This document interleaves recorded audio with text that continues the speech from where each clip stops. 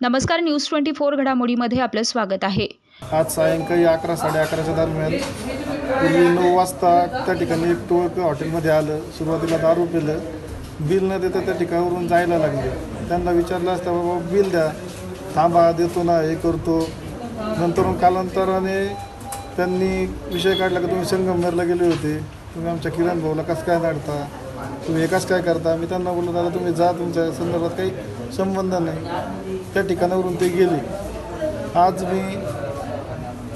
आज सकाळी मी संगमनेर येथे बाळासाहेब थोरात साहेब, सुधीर तांबे साहेब व रामपूर येथे लवकाने साहेब यांची भेट घेतली। माझ्या लॉजिंगचे उद्घाटन असल्या कारणाने मी आमंत्रण देण्यासाठी आज त्या ठिकाणी गेलो होतो।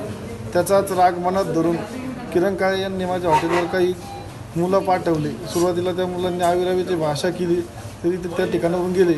कालांतराने 11 साडे11च्या दरम्यान ते मुलं पुन्हा आले। त्या ठिकाणी आल्यानंतर शिवीगाळ सुरू केली। मी बोललो, दादा जा। त्यानंतर त्या मुलांनी मला धक्काबुक्की केली। तिथून आत मी गेल्यानंतर त्यामधील 4 ते 5 मुलांनी मोठ्या प्रमाणावर हॉटेलवर दगडफेक केली व त्यामध्ये मला दगड देखील लागले। मी किरण काळेंना एवढंच सांगू शकतो की जे काही करायचे ते समोरून करा, मागे असे बायांसारखे खेळ खेळू नका। सदर घटना ही विळद घाट विके हॉस्पिटल गेट समोर घडली आहे। हल्लेखोर सर्व अनोळखी होते, पण प्रत्येक जणाचं म्हणणं एवढंच होतं की तुम्ही आमच्या किरण भाऊंना नडायचं नाही। आमच्या किरण भाऊला नडलो तर आम्ही तुम्हाला संपून टाकू।